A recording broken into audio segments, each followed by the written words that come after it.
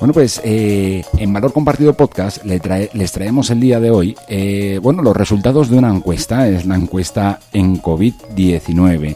Es una encuesta que ha medido diferentes, ahora nos explicarán mejor, pero han medido a través de consultas, cómo a la gente le está afectando esta epidemia, esta crisis sanitaria del coronavirus y, escenarios consecuentes, ¿no?, que han venido con ella, como por ejemplo el tema del empleo, lo económico y demás, ¿no? Entonces, para que nos expliquen un poquito más en qué consiste, tenemos de la organización encargada del desarrollo de esta encuesta a Manuel Triano. Él es profesor investigador del Instituto de Investigaciones para el Desarrollo con Equidad de la Ibero, ¿no?, y que ha estado a cargo con otras organizaciones de realizar esta encuesta.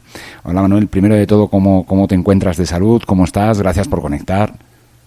¿Qué tal? Con mucho gusto de estar por aquí para platicar con ustedes y muy entusiasmado de compartirles los resultados de la encuesta. Sí, la verdad es que es una encuesta muy interesante, ¿no?, porque creo que la han realizado durante el pasado mes de abril, si no me equivoco, ¿no? Cuéntanos un poquito cómo se ha desarrollado esta encuesta y por qué la hicieron. Fíjate que la encuesta es la respuesta a la situación en la que nos pone el COVID. Por el COVID, por las políticas de distanciamiento y de cuarentena, los encuestadores de todos los días no pueden salir a la calle a hacer las entrevistas que harían normalmente. Entonces, esto nos llevó a una situación de estar a oscuras en un momento en el que necesitábamos puntos de referencia, necesitamos datos para poder tomar decisiones. Uh-huh. Entonces, luego de discutirlo, un grupo de colegas llegamos a la conclusión de que una buena manera de responder a esto era hacer encuestas telefónicas. Uh-huh. No encuestas telefónicas como las hacen a veces quienes buscan hacer propaganda o hacer estudios de marketing, sino una encuesta que procurara ser muy rigurosa en lo metodológico.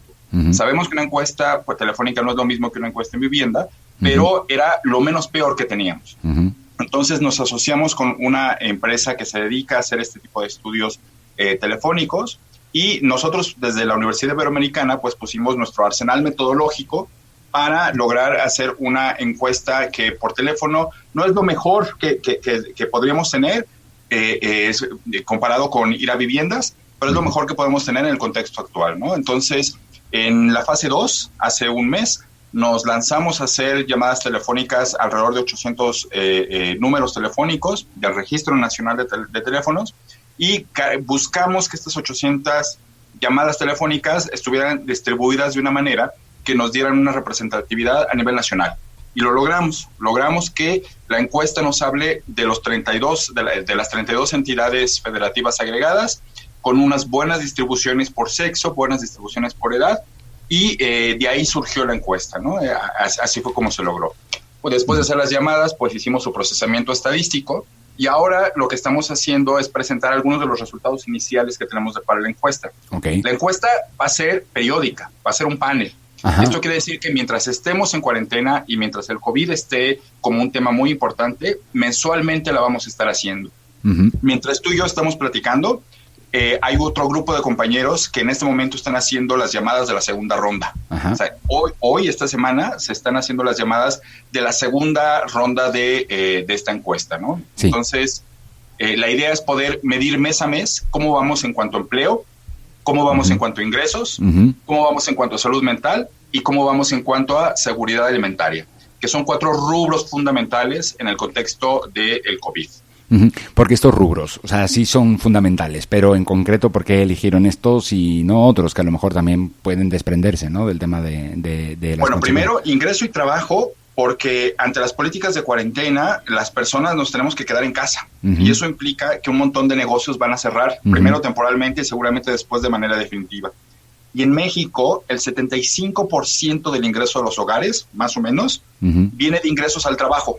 Entonces, esto quiere decir que si le quitamos a las personas su trabajo, también le estamos quitando sus medios para sobrevivir. Entonces, necesitamos tener información quirúrgica que nos permita identificar con claridad quiénes son quienes se están quedando sin empleo, quiénes son quienes se están quedando sin su ingreso por trabajo y que necesitarían un apoyo para poder sobrellevar este periodo de cuarentena y salir al frente, ¿no? Entonces, estos dos temas, ingreso y trabajo, son 2 cosas sobre las que preguntamos.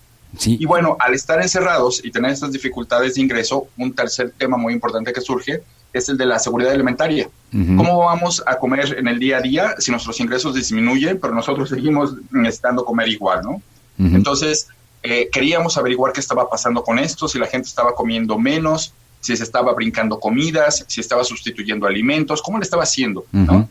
Y este era el tercer tema que abordamos en la encuesta. Y el cuarto, por supuesto, es el de la salud mental, que queremos saber, bueno, si ante estas situaciones de encierro, de pérdida de empleo, de disminución de ingresos, las personas estamos más ansiosas y nos estamos deprimiendo. ¿Qué está pasando con nosotros? Y entonces hicimos algunas preguntas también para conocer un poco sobre esto y encontramos que, bueno, que en efecto el golpe por la cuarentena provocada por el COVID está siendo duro. Uh-huh. En los 4 rubros. Pues si quieres vamos un poco rubro por rubro, ¿no? En el tema, por ejemplo, de empleo e ingreso, una de las cosas que destacan en la encuesta en la encuesta es, por ejemplo, que entre las personas más vulneradas están los jóvenes, ¿no? Correcto. Y que, bueno, también ya de por sí vulneradas por la situación laboral en la que se encontraban, a lo mejor de que tenían un nivel socioeconómico bajo o trabajaban en la informalidad, ¿no? Son los más, digamos, afectados, ¿no? En cuanto a empleo e ingreso por esta crisis generada por la COVID-19. Es correcto. Sí, y fíjate que esto es muy interesante porque quienes están siendo más afectados son justamente este grupo de población de las personas que son trabajadores subordinados o trabajadores por cuenta propia. Es decir, las personas como los jóvenes, los menores de 34 años de edad, pues que tienen que ir a una empresa formal o informal a vender su trabajo en el día a día, uh-huh. o que tienen un pequeño negocio en el que trabajan ellos solos y algún familiar, o que salen a vender en el día a día. Entonces, uh-huh. estos grupos de edad son los que están siendo más perjudicados en el contexto de uh-huh. la pandemia, ¿no? O sea, en primer lugar los de 25 a 34 y luego los de 18 a 24. Esos son los 2 grupos de edad que están siendo más perjudicados. Uh-huh. Y además eso también les dificulta que puedan cumplir, o les decían, ¿no? Que un gran porcentaje, hasta un 45%, ¿no? Que era muy difícil para ellos tener recursos para respetar la sana distancia, ¿no? Exacto. Uh-huh. Sí, ¿cómo vamos a quedarnos en casa si no nos alcanza para el gasto, ¿no? Uh-huh. Entonces, quienes no tienen ahorros, quienes no pueden trabajar desde casa, pues son las personas que desafortunadamente tienen que salir todos los días a exponerse, a contraer el virus para poder obtener algunos pesos. Uh-huh. Y sistemáticamente, pues, ¿quiénes son estas personas? Pues quienes provienen de estratos socioeconómicos menores, quienes tienen menor escolaridad y quienes son los jóvenes. Entonces, es un efecto en el que se genera como una espiral de desventajas acumuladas, porque tras ya tener ciertas desventajas con esta situación del COVID, les estamos poniendo otras desventajas adicionales, ¿no? Entonces es una situación perversa, por decirlo así.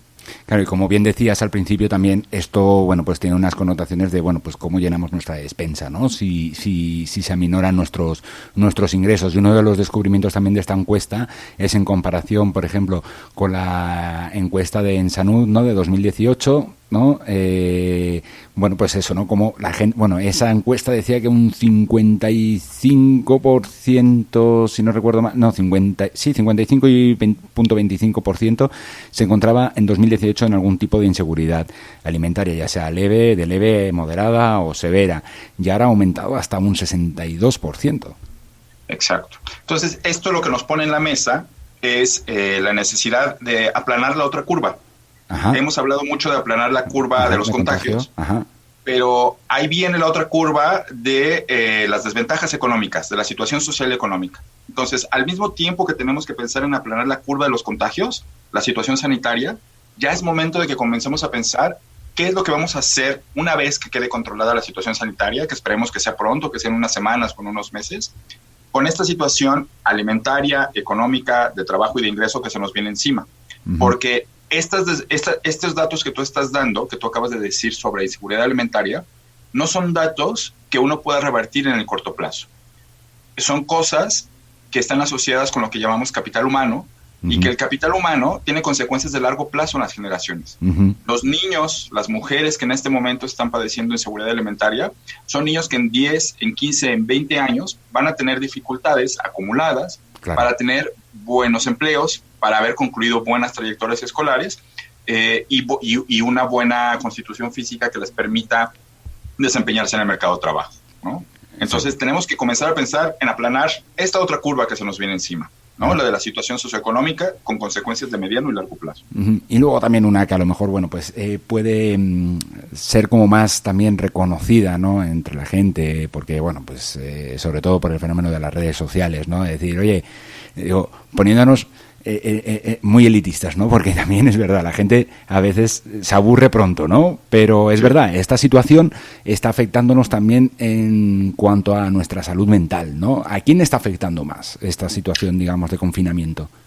Bueno, mira, el dato que tenemos es que hay dos síntomas que están sufriendo las personas. Por una parte, el 29% de las personas nos dijeron que tenían síntomas depresivos. Nosotros aplicamos una escala sobre salud mental muy reconocida, muy validada, y 29% de las personas nos dijeron que estaban teniendo dificultades en torno a la depresión. Y luego, un poquito más, 32.4% de 18 más, nos dijeron que estaban muy ansiosas, ¿no? Entonces, son dos síntomas de salud mental distintos, son dos deterioros diferentes, pero pues que nos habla de la situación, por una parte del encierro y por otra parte del deterioro de todas estas cosas que estamos platicando. Una cosa de las que subrayaban también en ese estudio es que la población de adultos mayores son donde mayor prevalencia tiene estos síntomas de depresión. ¿Es por algo en especial? Bueno, eso es muy interesante y ameritaría estudios que nos permitan profundizar en ello, porque por ahora no lo podemos saber con certeza. Podemos especular sobre a qué se debe, pero no tenemos una explicación causal de por qué en particular en los adultos mayores, ¿no? Entonces, ahí, en cuanto podamos salir otra vez a las calles, ahí es algo que un pendiente que nosotros vamos a tener, poder salir a entrevistar a adultos mayores y poder entender cómo fue este proceso causal mientras estuvieron en la cuarentena, que llevó a que en comparación con otros grupos de población, ellos tuvieran un deterioro en salud mental más pronunciado. Tampoco les indican en la encuesta, o no sé si llegaron a indagar en ello, en cuanto a que si la gente también, que se veía, digamos, con la salud mental afectada, si eso se agravaba porque a lo mejor pues existe poca posibilidad a lo mejor de acceder a determinados servicios, ¿no?, de atención a estos aspectos. Es decir, me quedo en casa, no puedo ir a alguien que me ayude, que me apoye.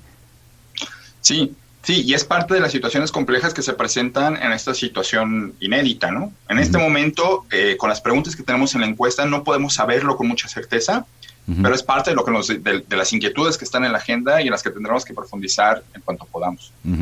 Bueno, y no solamente en COVID-19 se queda en una encuesta. Ustedes también han querido lanzar una serie de recomendaciones, ¿no? Sobre todo, pues eso, ¿no? Que tenga, a ver, de qué manera se pueden preservar las fuentes de empleo, ¿no? Cómo garantizar a lo mejor un ingreso mínimo, ¿no?, en determinadas zonas, ¿no? No sé, cuéntame un poco más, Manuel, de las recomendaciones y a quiénes van dirigidas. Es correcto, porque mira, nosotros tenemos que pensar que en el conjunto de la política social mexicana se tomaron ya varias buenas decisiones. Te digo algunas de ellas. Se adelantó el monto que se les entrega a los jóvenes que reciben las becas Benito Juárez. Sí. Se las adelantó varios meses el monto que reciben de las becas de bienestar por discapacidad. Se adelantó el monto que reciben los adultos mayores y además se aumentó algunos de estos montos. Todas estas son muy buenas iniciativas del gobierno federal para hacer frente a esta situación. Pero como lo hemos venido platicando en esta charla, estos grupos de población, por ejemplo, los adultos mayores, los estudiantes y las personas que tienen una discapacidad, no son específicamente los grupos que van a ser golpeados por esta crisis económica. Esta crisis económica le va a pegar principalmente a los trabajadores, formales e informales, de quienes, por ejemplo, del sector servicios.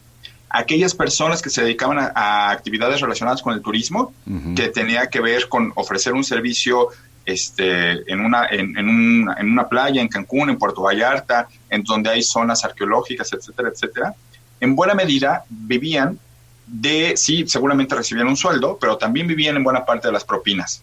Ante la suspensión de las actividades, pues están perdiendo doblemente su ingreso, porque las propinas de un día a otro las dejaron de recibir.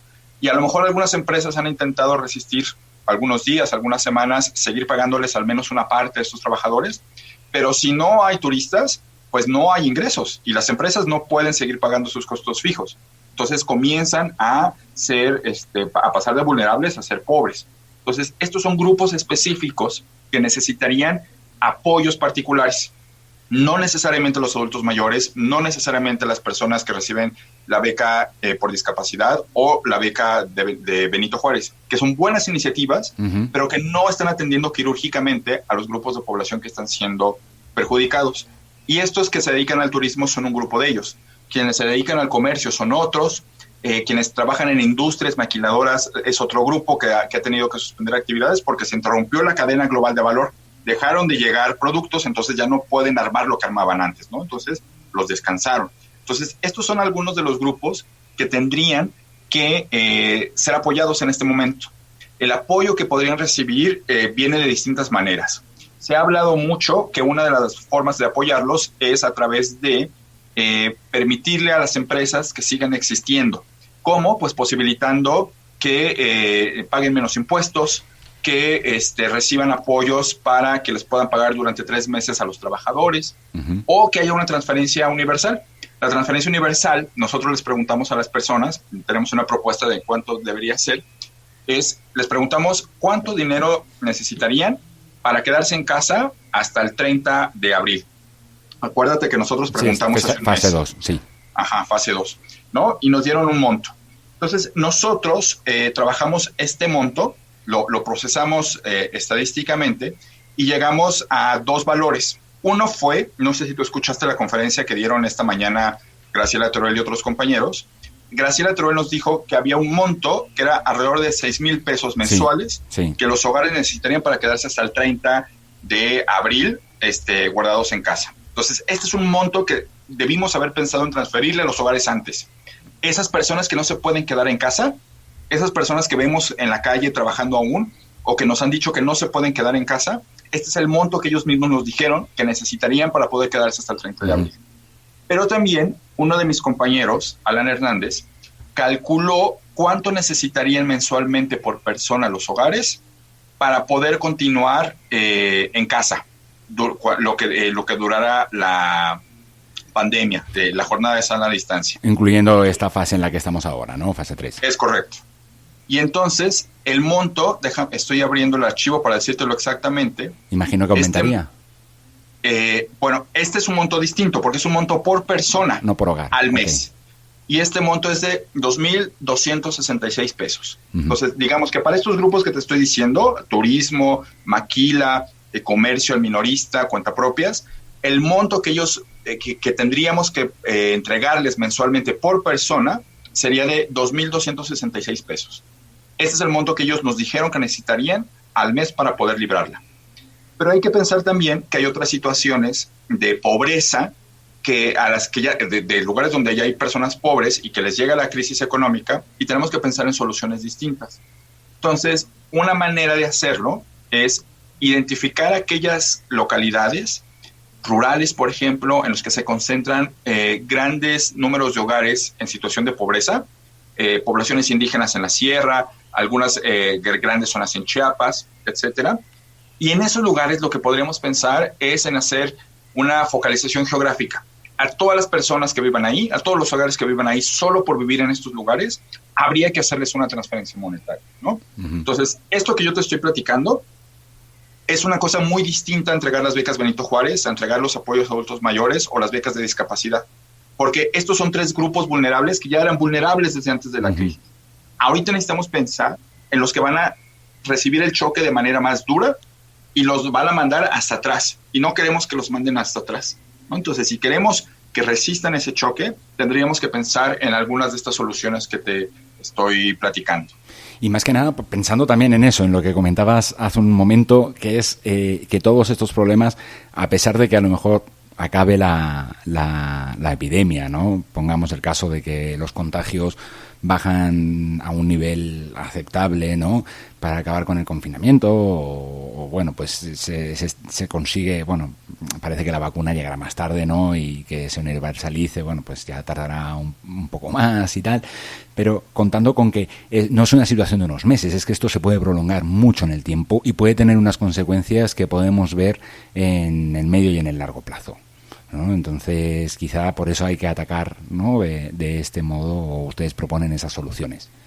Es correcto. Y pensar que no tenemos recursos infinitos, que los pocos recursos que tengamos, tenemos que usarlos de manera muy inteligente, ¿no? O sea, los recursos adicionales que pongamos para enfrentar la crisis no tienen que ser ocurrencias, sino que tienen que ser recursos usados basados en evidencia. Ajá. Evidencia empírica y rigurosa que nos diga quiénes son y dónde están las personas que necesitan el apoyo. Claro, para poder ofrecer luego una salida sustentable, digamos, de esa situación, ¿no? O sea, correcto. Es decir, que no siempre tengamos que o tengan que estar recibiendo este tipo de apoyo, sino que se les puedan generar herramientas que ellos puedan conseguir, digamos, librarla, ¿no? Para decirlo coloquialmente. Así es. Así es. Bueno, Manuel, yo creo que es muy interesante y creo que hay que estar bastante también al tanto, ¿no? de las actualizaciones que puedan hacer de esta encuesta en COVID, ¿no? del mes de abril, y estar atentos también de lo que pase ahora durante este mes de mayo, que también entiendo que, bueno, pues si las medidas han sido de mayor contención, pues puede haber llevado a nuevos escenarios, ¿no? Que a lo mejor en esta primera encuesta no se hayan visto. Así es, y por eso los invitamos a que visiten nuestra página www.equide.org, porque ahí vamos a estar subiendo toda la información que surja de esta encuesta en COVID-19 que estamos haciendo. Ahí podrán consultar la base de datos, van a estar los cuestionarios. Por ahora ya subimos una nota de prensa y tenemos varios policy briefs. Tenemos un pequeño documento sobre salud mental, uno sobre seguridad alimentaria, uno sobre ingresos y uno sobre empleo. Y si ustedes se meten a la página, podrán consultar 4 pequeños análisis con los puntos más importantes de cada uno de estos rubros. Y ahí vamos a estar subiendo la información. Ok. Por descontado, nosotros en la descripción del podcast y de este video pondremos también el enlace para que la gente pueda conocer de manera directa los resultados de esta encuesta. Manuel Triano, él es profesor investigador del Instituto de Investigaciones para el Desarrollo con Equidad de la Ibero, EQUIDE. Agradecemos muchísimo que hayas podido abrir la webcam de tu casa para atendernos y poner un poquito más de luz, ¿no? sobre esta encuesta y cómo está afectando a los mexicanos la emergencia sanitaria del coronavirus y, por supuesto, todos los escenarios consecuentes, ¿no? En el plano económico, de ingresos, empleo, salud mental y seguridad alimentaria. Con mucho gusto, y ya les platicaremos de la segunda ronda de la encuesta. Perfecto, esperamos poder hablar con ustedes para que nos lo cuenten. Con todo gusto. Nos cuidamos, un abrazo. Hasta luego. Chao. Para que no te pierdas ninguna de las entrevistas que te ofrecemos diariamente, suscríbete a nuestro canal en Spotify, YouTube, Apple Podcasts, Google Podcasts, iVoox o Spreaker, entre otros. También puedes seguirnos en nuestras redes sociales, en las redes sociales de Valor Compartido, para que no se te escape ninguno. Todos los viernes te enviaremos también el resumen de todos los episodios a tu cuenta de correo electrónico. No te olvides que tienes que suscribirte en nuestra página web www.valor-compartido.com. Un saludo y hasta mañana. Vamos a contarlo juntos.